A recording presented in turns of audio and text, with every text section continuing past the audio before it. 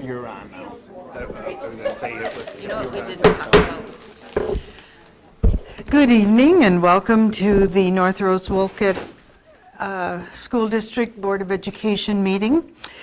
Please stand for the Pledge of Allegiance. I pledge allegiance To the flag of the United States of America and to the republic for which it stands, one nation, under God, indivisible, with liberty and justice for all.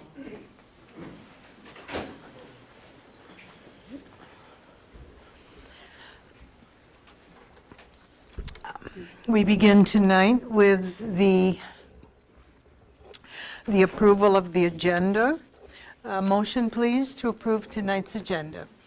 Shelley and Linda, any discussion? All in favor of approving tonight's agenda? Motion is carried. We move now to tonight's presentations. Mr. Pullen, I will turn the meeting over to you to make those introductions. Thank you, Mrs. Collier. So our first guest tonight is a stellar young man from Miss Mason's fourth grade class. So I'm very happy to have Hunter Wright with us tonight. I'm going to let Mr. Stopka introduce him in just a second, but there are a couple things that really stood out to me when I looked into Hunter's progress this year. So right now, from a reading and writing standpoint, Miss Mason's ecstatic with him. He's meeting the standard in reading, and he's approaching mastery at the end of the first quarter. But one thing really stood out to me, and I'm sure Mrs. Nash can comment on this as well when she and Hunter come up. The Cougar Pride character traits for perseverance, resiliency, relationships, inquiry, diversity and engagement really are where he stood out. So he's doing a fantastic job. So I think Hunter's going to say a few words and play his instrument, but Mr. Stopka, Ms. Nash, if you want to introduce him, or if there's anything you feel like you want to say that I haven't, that would be great. Hunter, don't worry. It's all good on this end, okay, buddy? You don't need to be nervous.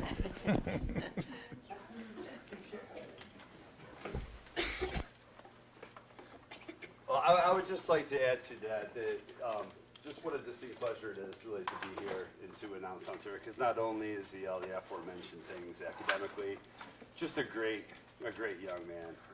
Very infectious smile, always has a positive attitude, positive influence on his peers. He's really a walking version of our Cougar values and our traits that we hold up for all of our kids. So it's a pleasure to be here with him. Thank you. And Hunter, you sit on student council as well, right? You sit on the student council as well, Hunter? Okay. Well, you do whatever makes you feel comfortable. If you want to play first, go ahead. If you want to say a few words to the board, I'm sure that they'd love to hear from you. You Do you want to start first? Yes. Okay.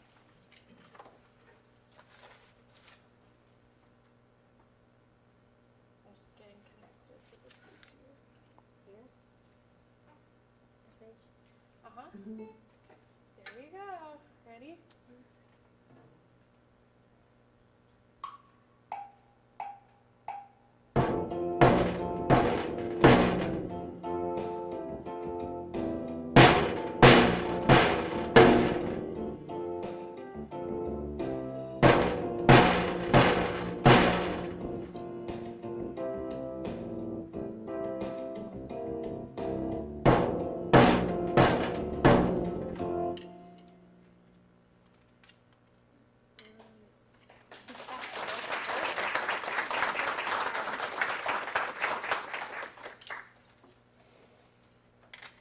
So I will say something about Hunter while I'm setting up this glockenspiel.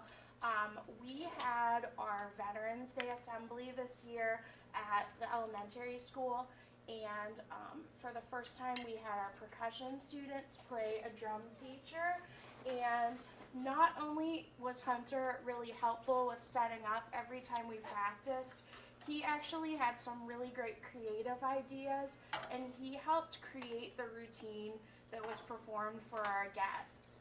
So it was really great to see him helping others in his group, but to see his creativity coming out and his leadership was very exciting. I was so proud of you.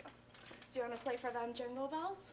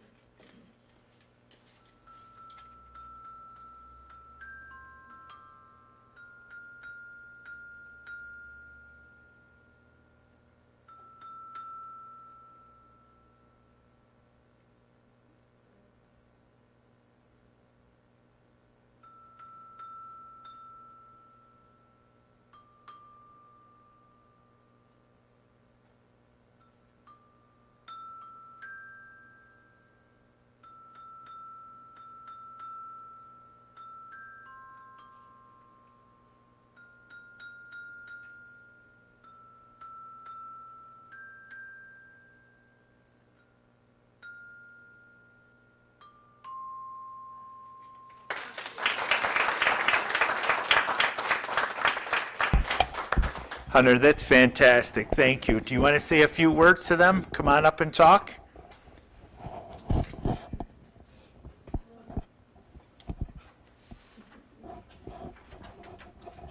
You want to stand there, or do you want to use mine? Safer over there? I don't blame you.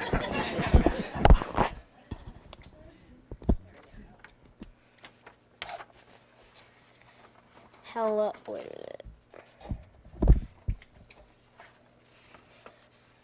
Hello, my name is Hunter Wright. I am 9 years old and I am in 4th grade. Some activities I like to do are wrestling, student council, and basketball. I like NRWE because I can do band and the teachers are nice. One thing I want to change is the band time to practice more so I can do a Christmas concert or a spring concert. I would like to play my instrument for you.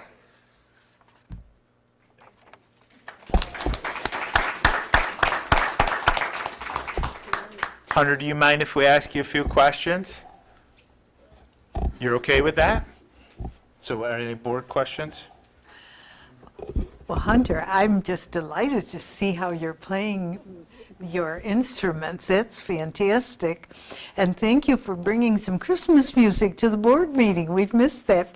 I don't think we've ever had Christmas music before, so that's marvelous. And you're enjoying 4th grade? Good, good. 4th grade is a wonderful grade. Anyone? Linda? Just thank you, and I really appreciated the Jingle Bells song. I thought that was perfect for tonight. Thanks so much. So, Hunter, I have a question. Are there others? Go, no, please. I just wanted to know, when did you start playing the percussion? Was that this year? Yeah, the start of this year. Okay, you've done a great job for just starting this year. Good job. So you mentioned band and you want more time to practice. What do you have in mind? I was thinking about practicing more Jingle Bell songs for more time. So then if we ever did have a Christmas concert, I would have more practice and more time to learn the Christmas songs. Well, that's a great idea. I think Mrs. Nash might have a concert in store for you later this spring. So I think you're gonna find that you and your bandmates are gonna have a chance to showcase your talents. How's that sound? What do you think? Excited for that? Very good. We're very proud of you. Thank you for being here. Thank you for having them show up tonight and present to us. We appreciate your commitment to us. Thank you, buddy. Thank you so much. Okay. You're all set, bud. So I'm going to keep us moving along. So I think Mrs. Lopez and Mr. Sebastiano are next on the agenda to talk about their improvement plan. So while Hunter and Mrs. Nash disassemble, I'll let them get up here and get set up.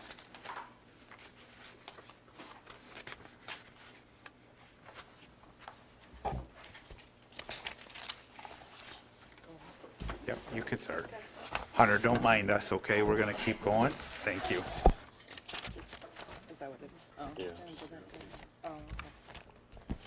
All right, good evening. Jeremy and I would like to thank you for allowing us to present our school improvement plan for the 24-25 school year.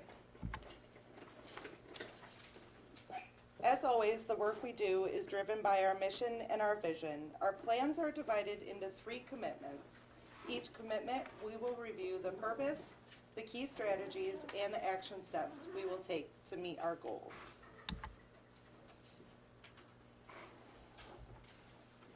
For both commitment number 1 and 2, these were created with the collaboration of the administrative team, and our third commitment is an individual commitment we felt was important. The food service department's first commitment is that we will provide professional development that focuses on the students' needs in order to build the capacity of our teachers and staff to improve outcomes for all of our students.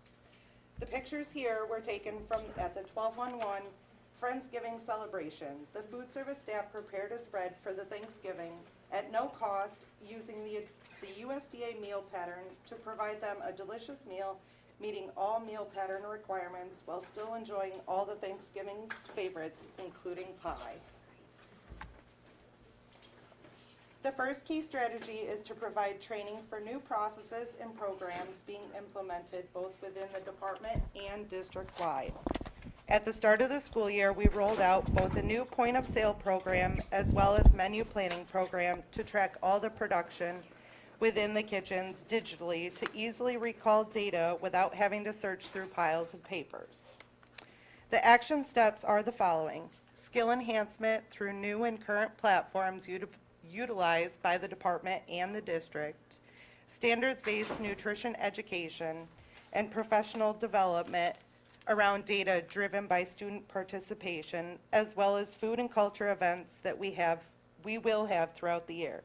Some of the things we have already done are sauce tastings for our boneless wing days, and we've had a representative from the Cornell Cooperative Extensions of Wayne County who brought in a blender bike that allowed our students to pedal as hard as they could to make a blender produce smoothies. For commitment number 2, we will increase opportunities for family and community involvement in the decision-making processes in order to build relationships between staff, students, and families. For our key strategy is to increase participation rates in nutrition awareness.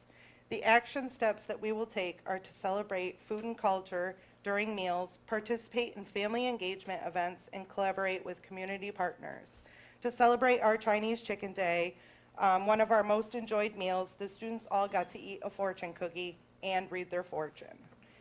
We have had many more things planned throughout the year. I had the pleasure of attending the most recent Cougar Parent Pride Group meeting and shared some of the lunch options that our students see daily in each and every one of our buildings, that no matter what day of the week it is, they are all seeing the same thing. The parents got a chance to taste hummus and also was accompanied by a naan bread that was 51% whole grain to meet the nutrition meal pattern that our students will see next month. For commitment number 3, we will continue to ensure that every student has access to healthy, nutritious meals in alignment with the USDA meal pattern and the Child Nutrition of New York State Education Department. School food is not as easy as it sounds, but both these entities have guidelines and nutrition regulations for all food served within schools. And it's our duty to figure out how to maximize and balance the meals we serve every day. For this key strategy, as part of our commitment, is to find more locally sourced fresh foods and utilize them throughout all areas of the nutrition program during breakfast, lunch, and snack program. The action steps that we are going to take are to work with current vendors to source more New York State foods, implement farm-to-school initiatives, and develop a menu plan around New York State seasonal produce. Last month, both Christina Marriott, the food service supervisor, and I had a chance to attend the New York State first annual Farm-to-School Summit. And with all the information that we absorbed, we're ready to share it with the rest of the team, and as a department, we have our work cut out for us, as we are always up to the challenge. Good evening. All right, facilities. All right, so commitment one is we will provide professional development that focuses on student needs in order to build the capacity of our teachers and staff to improve outcomes for all the students. So these pictures are of the fields this spring. So we want to really kind of concentrate on cleaning these up and making them, you know, a little nicer for not only our athletes, but visiting athletes, so they can walk away and say, you know what, those guys care about what they're playing on. So we're going to start by edging the fields, which will absolutely do wonders. And also there's some areas where maybe it's not quite even, so we're going to work on that, try to get everything reseeded. So that's our main focus in the spring for our fields. So we'll continue to provide training that directly relates to and benefits students and staff. The first training is asbestos training.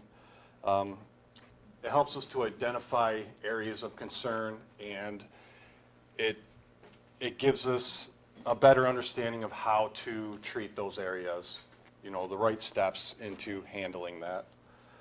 Field management training. In August, I sent 2 of my staff to this training.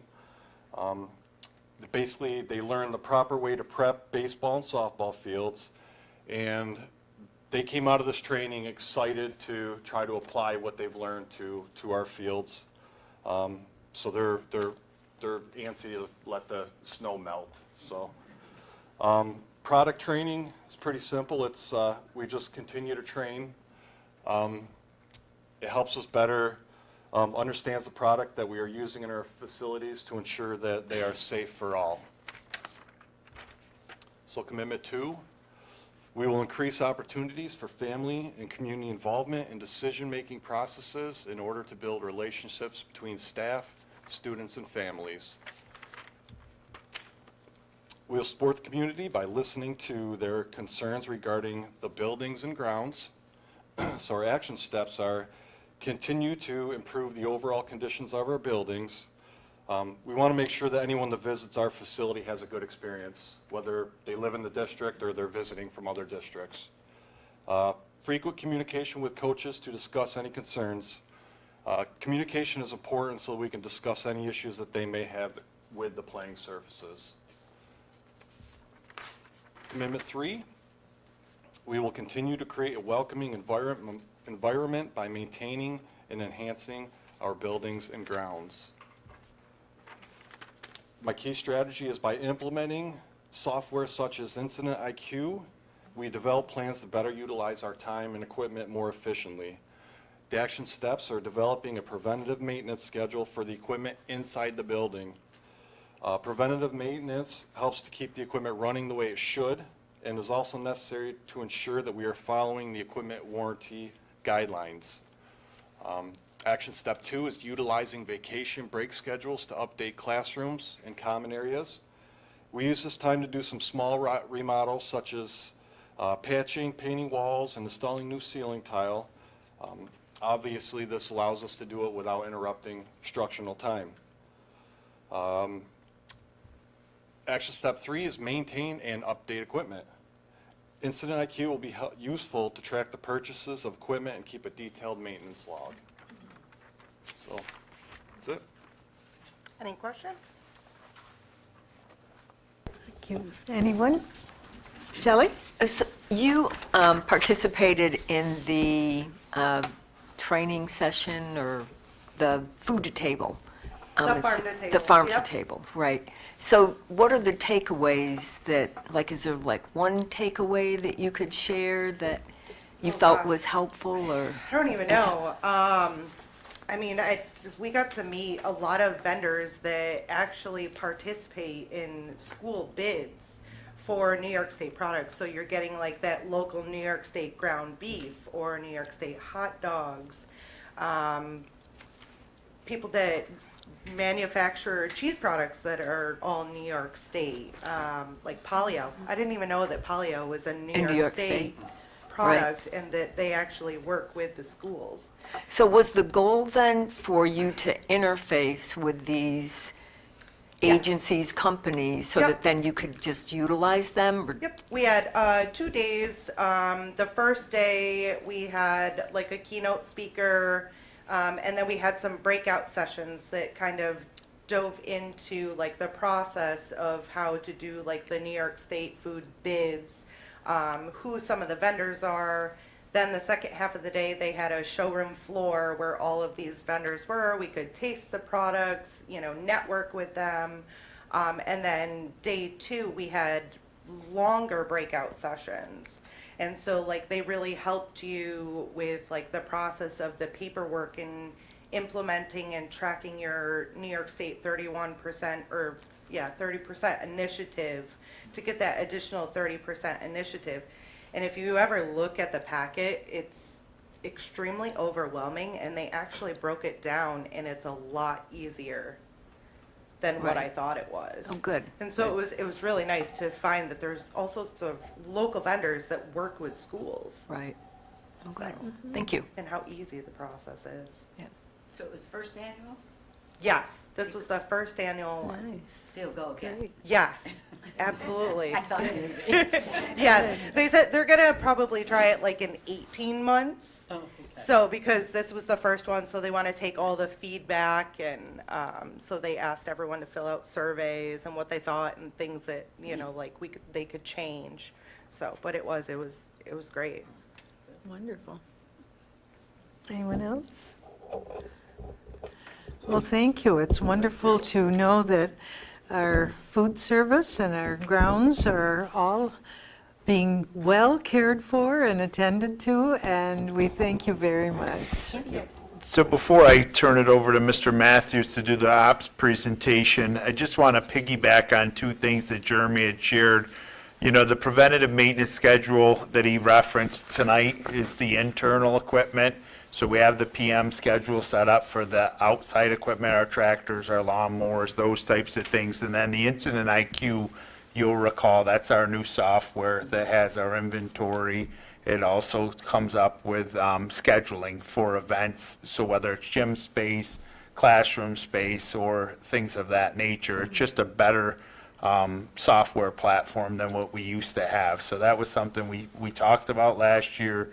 We did PD on it in October, and then we've implemented it. And so that'll be something that goes district-wide.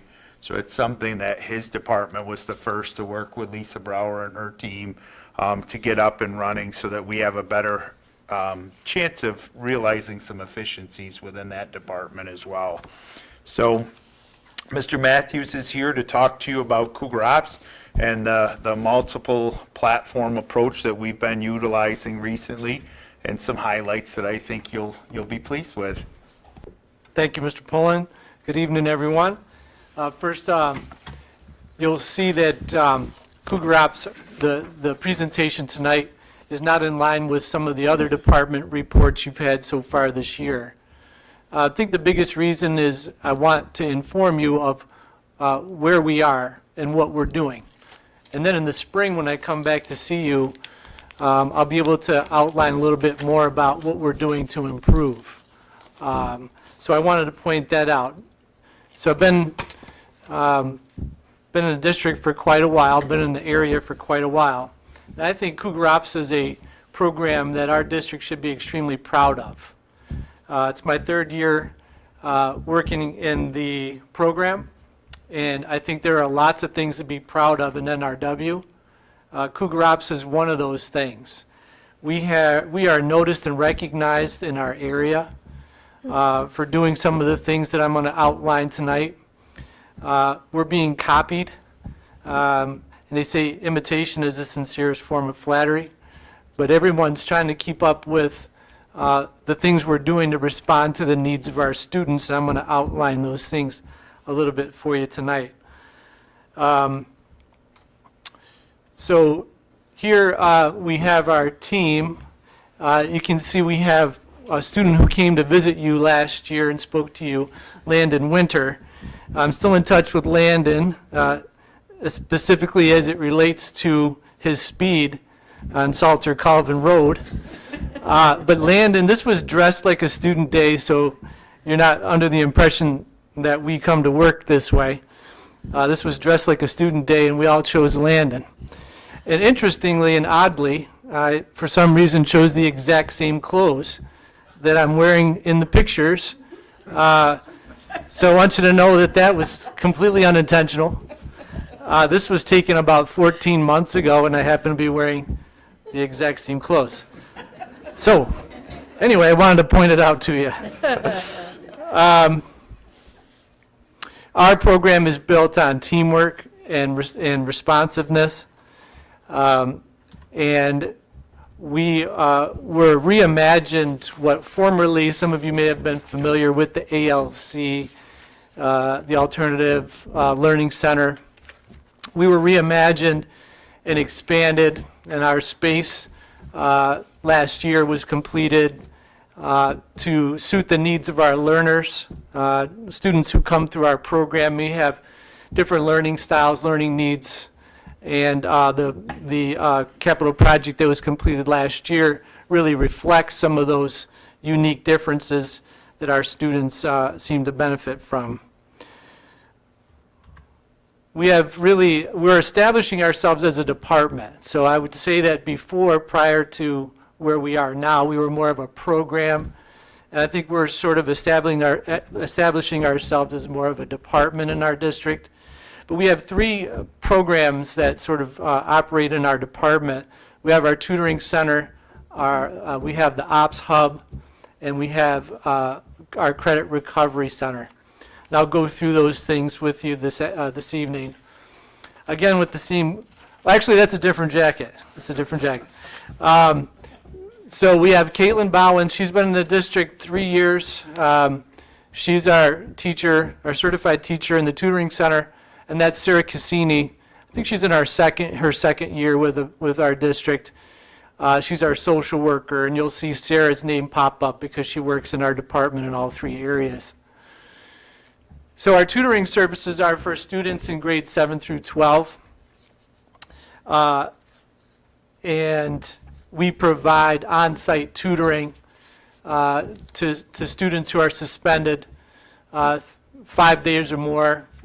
We also bring in students who are suspended 3 days, depending on how much room we have in our tutoring center.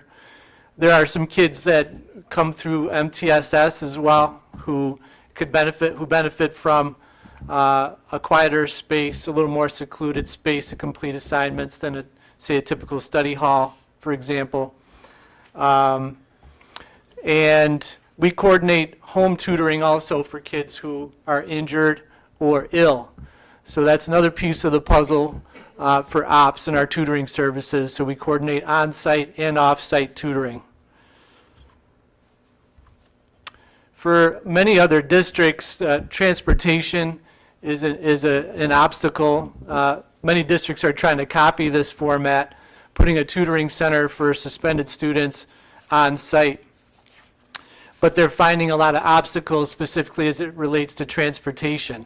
And I think some of the decisions that were made early on in the communication of our transportation department, it's really pretty flawless in our district.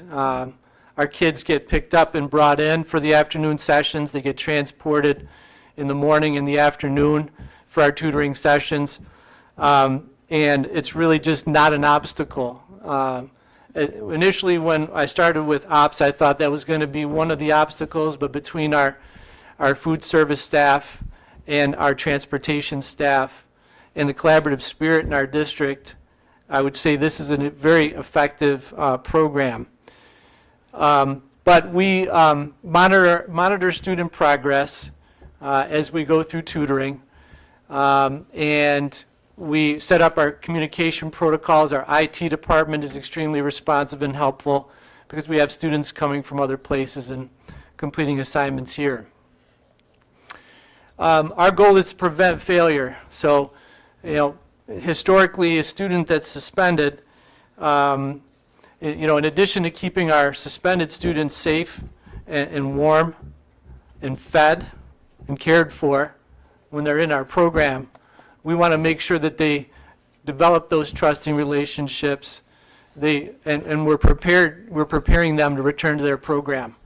If a student is suspended for a period of time and they come back, there's a great deal of anxiety because they they don't know what's being learned in the class, and they've missed a lot. And so our goal is to keep them current and consistent with their program. And so in the last year, we've saved 2,194 learning hours for suspended students in grades 7 through 12. Sounds like a lot. You think about a student that's 3 hours a day for whatever the term is of their suspension. And our students have completed about 88% of what they've been assigned. I can tell you as a former middle school principal here, that is far exceeds anything I would have expected when I was coordinating the tutoring for suspended students at the middle school level. So there's a lot of things to be proud of with our tutoring center. We also have the Ops Hub. This is probably the newer branch of our program.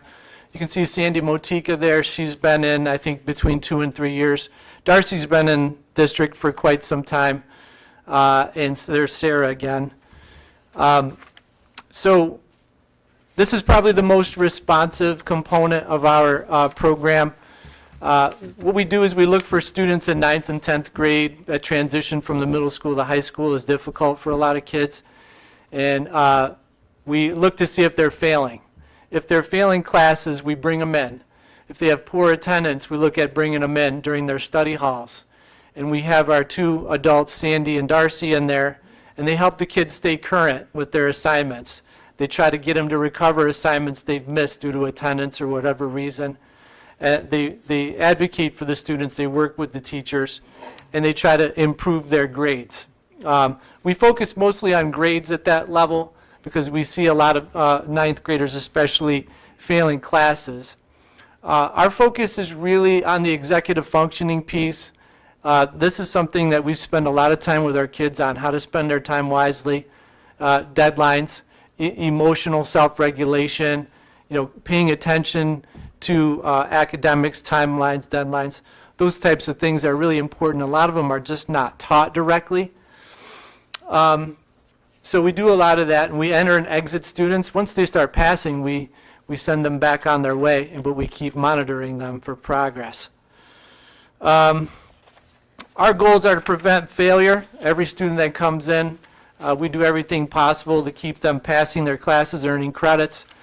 We also want to create that emotional safe space in their day, and we want to expand executive functioning skills programming, and we want to support our district in that because I think we've learned some things from pushing that out.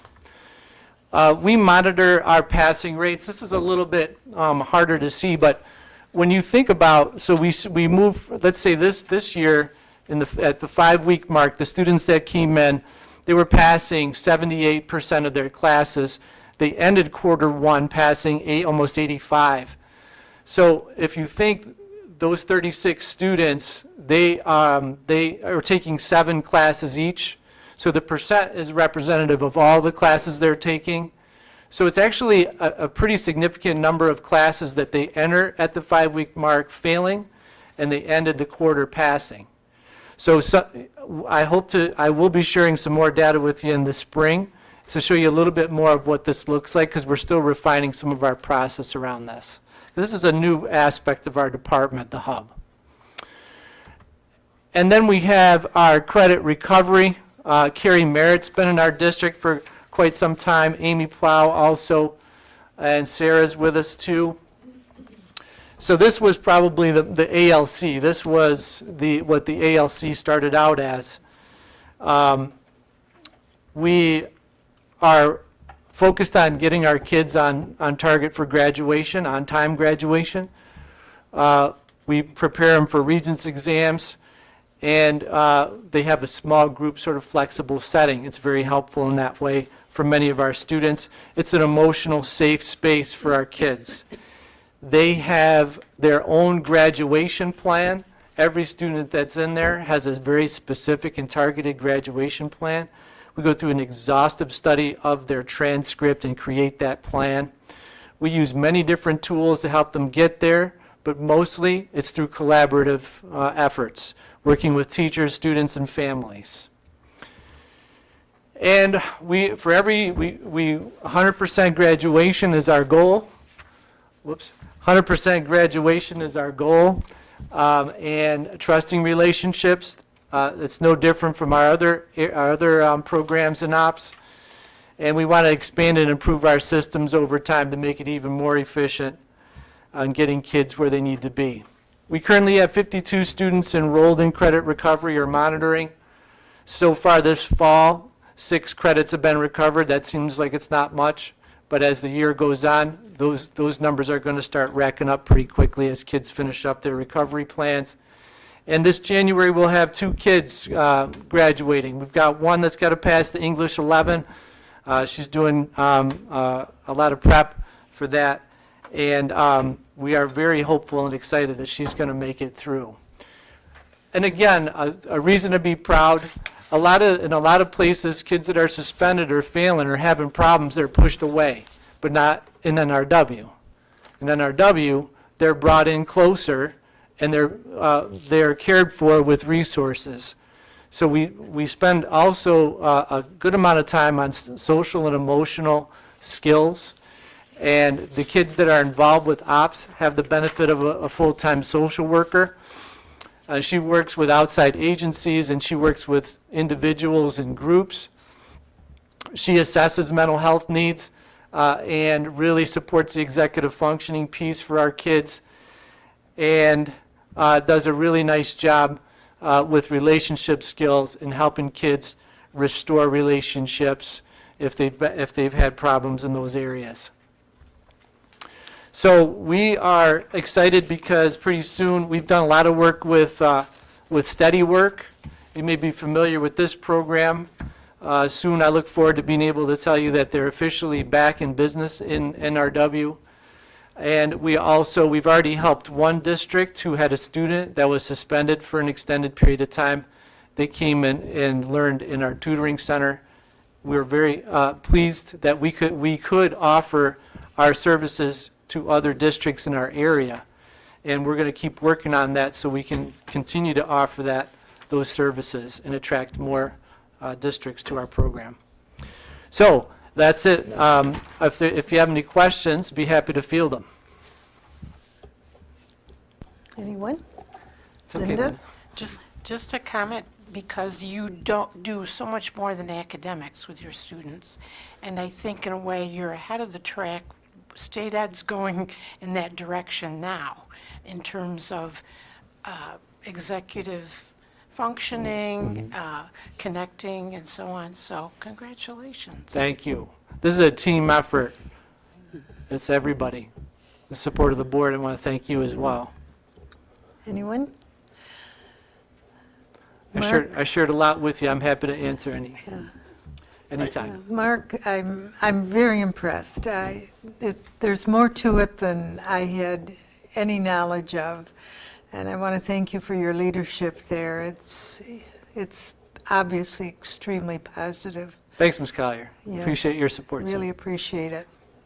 One thing I would say, that Mark highlighted but didn't really capture in its fullest is the program through Cougar Ops isn't just for our students that are currently enrolled, through our single point of access coordinator and Mr. Matthews. They've gone out and they've reached out to students who've left our program without completing high school. So we're pleased to say that, we've had a few students re-enroll, and that one of those potential January graduates is somebody who, needed some support and came back to us, and it was through the relationships that we've been able to foster for our staff. So that's a statistic that may not show up in an annual accountability report, but certainly pays huge dividends for us in our community, because they know when we say, we want to be the central location for our students, that doesn't just stop when they walk out those doors. So I really am proud of him for that.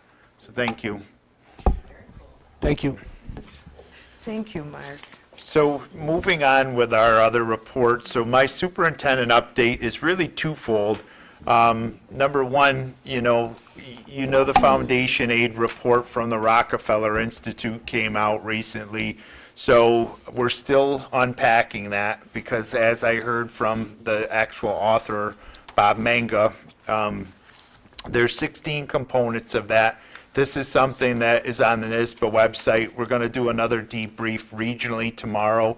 So I don't have anything new to report to you other than the fact that the ball is now in the state's hands. He's given them 16 steps that they can possibly take for each level of the foundation aid formula. So it's not a one size fits all. He's given them a menu offering to basically say, here are several things that you should consider. Next is I'm going to actually ask Ms. Sinclair to come on up because tonight we're going to actually propose something to the Board of Education. There's nothing you need to do tonight. You know this is a two-board meeting policy.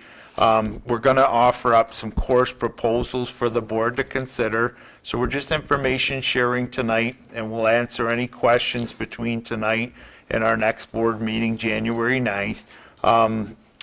Ms. Sinclair and Mrs. Pagliatti are actually going to be presenting this to Leadership Council as well, but this is the first time in the recent history where we're proposing 2 new course electives for your consideration to accept, and that's coming from student interest and teacher interest. So I'm excited that she's bringing this process forward. I'm excited that we're actually bringing some new program approaches to the Board of Education and to the community. So I'm going to allow Nicole to present to you. And like I said, just information sharing tonight, no action needed, but I think it's important for you guys to consider because when the kids come back from the December break, it will be in short order. They'll be signing up for their classes for next year. Thank you so much for having me. I'm going to walk you through 2 of the courses that we are proposing for the 25-26 school year. So the first course is a Gemini course, and Gemini courses offer our students college credit. And currently, and I'll get into it a little bit more, but the thought behind the Gemini course, we currently offer an AP course that is a full year course that basically does the same thing. However, with our Gemini course, we are able to offer more credits and there's more access for our students to get the credit for college. So it's broken up into 2 courses, 2 half-year courses, American Government, and then the Survey of Economics. And the Survey of Economics is the study of economics requires an understanding of major economic concepts and systems, the principles of those decisions making, and the independence of economies and economic systems throughout the world. And the second half of that would be the production cost alternatives, supply demand, law of demand, business practices, competition, market, interactions. So really as senior year, students typically take participation in government and economics, and we do offer an accelerated course through AP. If we go back to our school improvement plan for the high school, one of our goals is to continue to provide our students rigorous opportunities and continue to grow and take challenging courses. So the next part of the course would be the American Government section, and that's the study of civics, citizenship, government, learning about political systems, the purpose of government, and civic life. This also helps with our push for the Seal of Civic Readiness. We had 12 students receive the Seal of Civic Readiness last year. We intend to have many more this year with the work of our 12th grade social studies teacher participation in economics. In this course, students would explore the foundations of American democracy, American political ideologies and beliefs, political participation, interaction among branches of government, civil liberties and rights. And again, if we think about the portrait of a graduate and where we're going, these are things that are embedded in our curriculum already, but again, giving our students other opportunities. So the course rationale, we currently offer AP Government and Politics, and that awards a student 3 credit hours upon successful completion of the AP exam. If we switch the program to the Gemini program, we offer the students a chance for 6 credit hours with the successful completion of the course. And this is an in-house exam. AP examinations are often harder than to get the credit. So colleges really want 4s and 5s on the AP exams, and oftentimes students don't get the 4 or 5. There is a higher cost with AP exams. Gemini courses provide more equity and access for our students. And we are still able to have students challenge the AP examination even if they're taking the Gemini course. So if a student is, going to college and wants that AP exam on their transcript, it can still be there. They can still challenge that exam, take the examination, but also earn those 6 credits through the Gemini course. So again, this would be for, typically it's 12th grade, but if we're accelerating our students, there's no reason that students in 11th grade couldn't challenge this course. So we would be going from that 3 credit hours total to 6 credit hours between the 2 semesters. The 2 courses would currently replace AP Government and Politics, which is a full year course, and then it hits our standards of economics and civics, citizenship, and government. So that is our first course. Any questions? And then the second course is an elective. And with the elective, it came through our social studies department, so you're getting a lot of social studies tonight. But this course, we actually surveyed students, and at the end, I'll share with you some of their survey results and actual words from our students who would be interested in taking this course. So this would be an elective course, and it would be Global Conflicts of the 20th and 21st Century. And this elective course would examine the major global conflicts of the 20th and 21st centuries, from World War I through modern-day warfare. Students will explore the causes, progression, impacts of war on societies, governments, and individuals through an analysis of primary sources, historical accounts, film, literature. Students will gain a comprehensive understanding of the political, social, and economic ramifications of war, which again is so timely in our society. It's still thinking about the civic readiness and having our students prepared as they enter the world. So the course would cover a variety of topics, including the evolution of military technology, the role of propaganda, the ethics of warfare, and the experiences of soldiers and civilians. And this would provide such an opportunity to bring guest speakers in, to bring our students into the community, to experience museums, things like that, that students will be able to go out into our communities. Special attention will be given to pivotal events like World War I and II, the Cold War, Vietnam, Korean Wars, and contemporary conflicts. Some of the topics would be military technology, the role of propaganda, so all of those things mentioned earlier. The course rationale would be to provide students with an opportunity to further explore an area of interest, and this will allow students to analyze and evaluate the materials presented to deepen their understanding.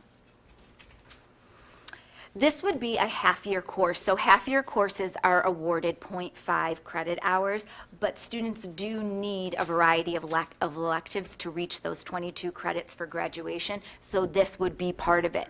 This elective would take the place of another elective. As Mr. Pullen stated, we're going to be starting our course selection process. And through our process, students in the initial process look at the electives and see what the interest is, and then we're able to go through and say we're not going to offer certain courses this semester or rotate given interest, given the is it something that's still relevant today? So we look at all of those pieces. Prerequisite, we're thinking this is an 11th and 12th grade course. We would like the students to come after completing Global 1 and Global 2. So they would complete those successfully and then take the course as an upper level course. So we did survey students, and 53% of the students surveyed are interested in the course. And I asked a question not knowing if they would respond or not. So the yes or no was they had to respond.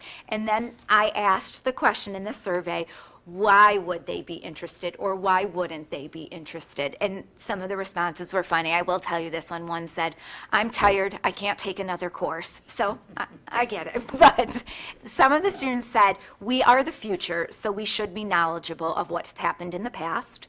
Another student said, I would love to learn more about things that have gone on and are still going on. One student stated, I'm considering going into law, and taking this course would benefit me and further my understanding of the world. And another said, there are so many courses that are required, so having some that are fun and that we can choose would be great.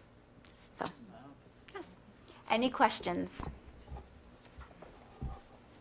So we'll give you a little more information with some more specific course parameters before you act on it on January 9th. Thank you, you did a fantastic job.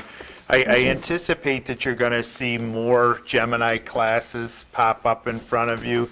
We're going to try and capitalize on the dual credit approach, specifically one which is Gemini Money Management. We're going to work with FLCC and see if we can get that offered, because we know moving forward that there is a component of financial literacy that every New York State graduate's going to have.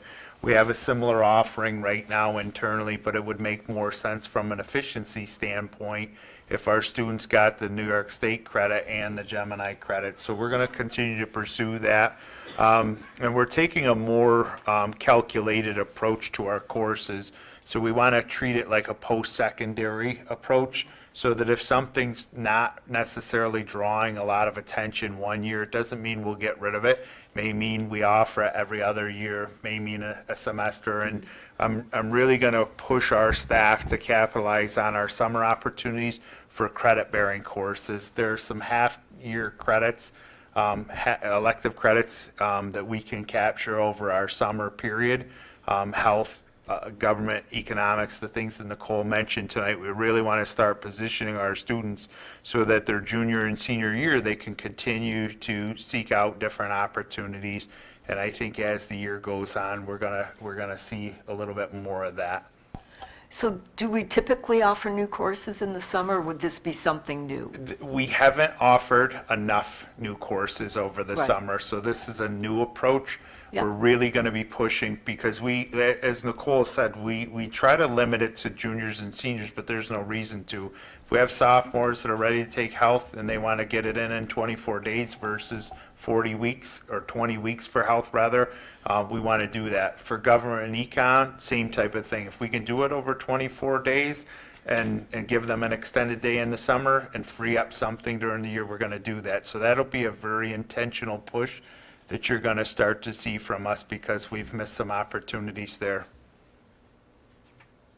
Did I misunderstand? I thought the American Government and Survey of Economics would replace PIG in economics. It will, Okay. but with respect to summer offerings, there will still be some students that will take the traditional pathway. So it's like I had referenced, you're going to have a course catalog menu. This may be flat out full year and summer, but right now that she's proposing this as a 40-week replacement for the traditional period. Okay. And we may offer a more traditional approach in the summertime. So we're really, like I said earlier, we're starting to examine some of these things that we've known for a few years haven't worked, and I think we have the right team in position now to be a catalyst for moving things forward. I like it. I have a son who'll be particularly excited about some of those classes, so it'll be good. Thank you. That's exciting news. We'll move on now to reports and correspondence, starting with our liaison. Leslie, do you have anything to report from the elementary school? I sure do. I got an update about what's going on there, and of course we're coming up on Christmas, so there's lots of fun things happening at the elementary school. They are right now doing a door decorating contest, and whoever wins gets a pizza party. So it'd be kind of fun to take a tour of all the doors. They are having a lot of Spirit Week, dressing up as different things. She didn't tell me what they were, so Mr. Stopko, what's one of the Spirit Week things they're doing? So this week we're doing Dress Like an Athlete Day. Okay. Winter apparel day. Okay. Winter apparel, bunch of different. Fun. Yes, fun. Very good. The high school gets to come and do their holiday concert, shortened version for the elementary school next week. They will be doing that for, I think, 2 different time periods. Looks like UPK 1 and then 2 through 4 gets their concerts. So that's another thing. That's a tradition that's been happening for a long time, right? I think. I'm new to this one, so I want to make sure, but I think everyone's excited for that one.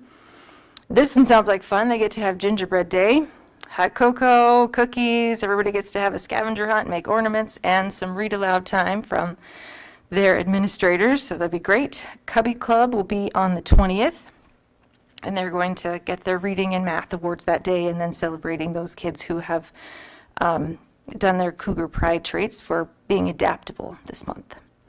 Santa's coming. He's coming to the elementary school. I hope you've all been good. Mr. Stopka, are you getting coal or are you getting a gift? We'll find out. And then they also got to have a Little Shoppers Shop. Sounds like a lot of fun. Kids get to go spend some money, buy some things for family. I think it's a great opportunity for the community to help out and then kids to get to have that shopping experience. We live kind of in the middle of nowhere, so it's great. But the elementary school sounds like it's in good hands. They're doing good. Great. Travis, do you have anything to report from the middle school? I do.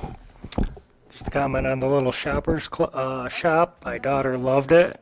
I've got my presents underneath the tree at home waiting for us. The middle school winter concert was a huge success. The middle school auditorium was filled with lots of family, friends, and watching our growing band and choir students. I guess it was packed due to the number of growing students. They'll be looking to have the spring concert maybe here at the high school. The middle school is excited to welcome back our holiday tea event. This year it will be on Thursday, December 19th. Students will be enjoying cookies, punch with their peers. Retired teachers and the board members are invited. Crystal said that we can come between 8:30 and 2 if anybody wants to. We're looking forward to bringing back this exciting tradition to NRW. 191 students earned the Quarter 1 Cougar Pride Pass. These are students that have a 85% average or a 85% or above attendance rate and good behavior. This year, students will receive a bracelet that they can proudly wear to show off their accomplishments. These are very exciting for the students, and they will receive numerous surprises on random days for their hard work. The first incentive will be the week before Christmas break. It's a secret. I know what's going to happen, but I don't want to spoil it. November students of the month were Ethan Putman, Phoenix Lynn, Reagan Bogard, Audrey Hafner, Tyler Mabey, Leah Riddle, Arisbeth Romero Francisco, and Jimmy Hafner. Here you got two of them in there. November staff of the month were Vicki Strickland and Mary Finn. Congratulations to everybody.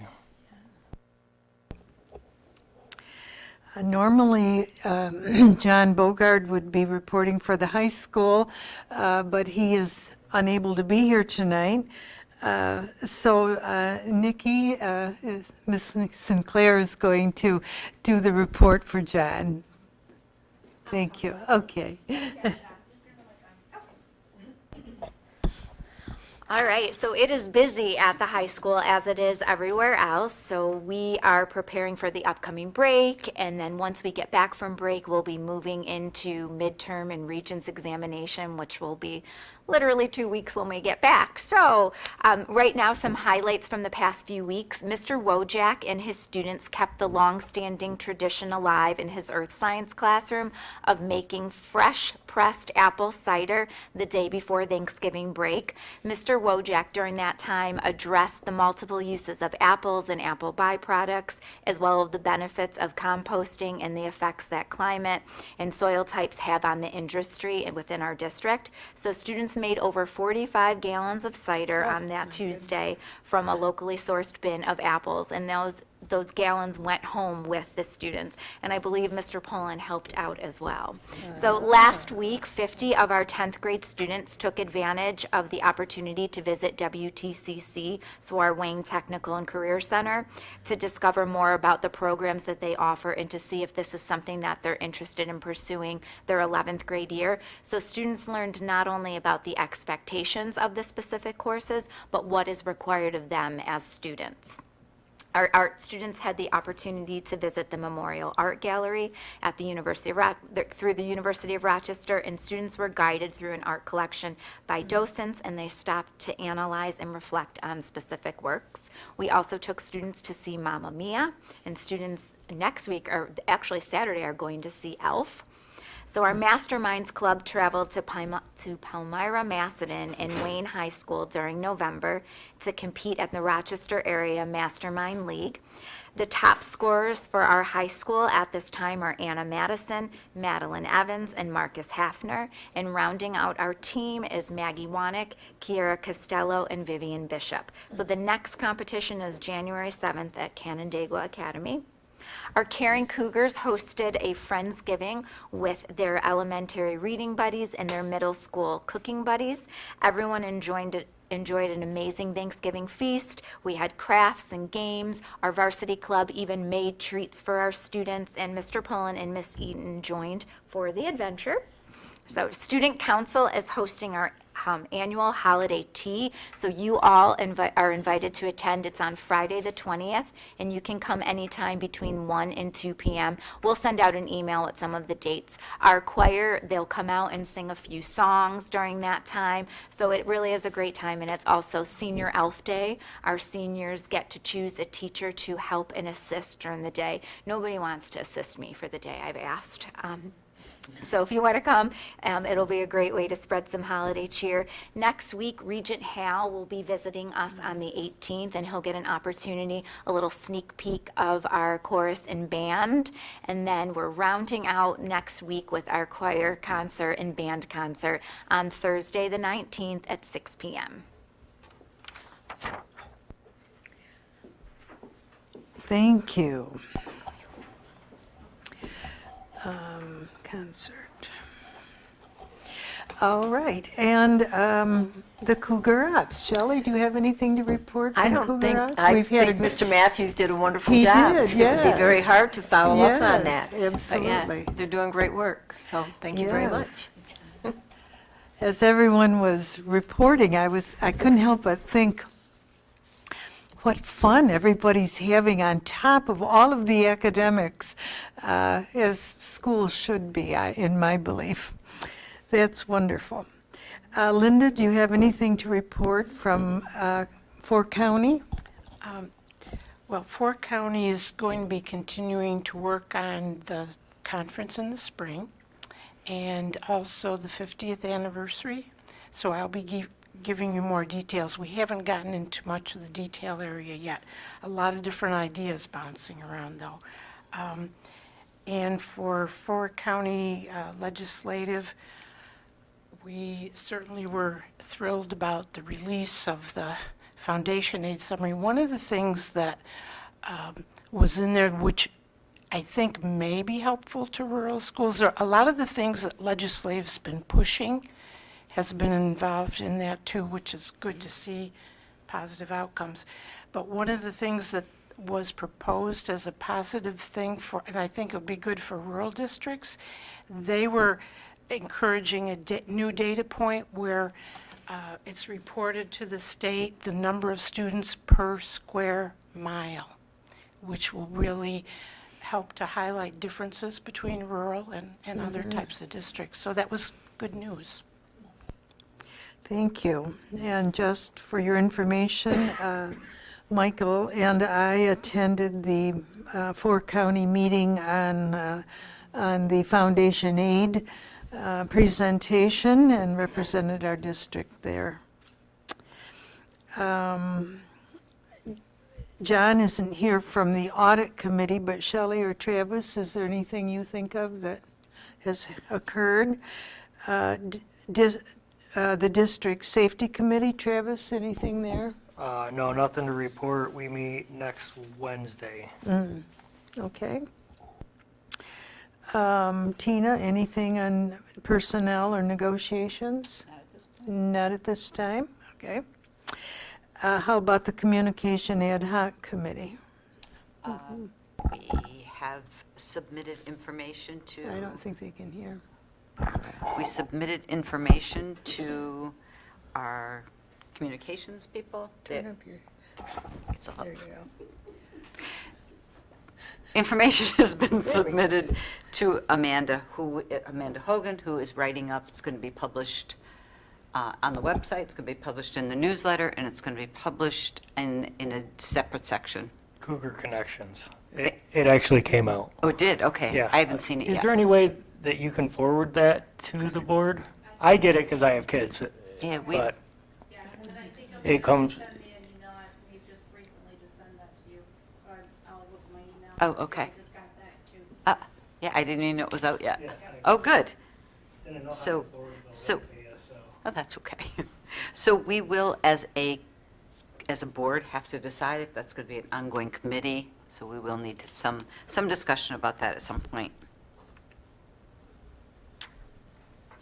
All right, thank you. And policy, Shelley? We will be forwarding more policies for review by the board at our next meeting.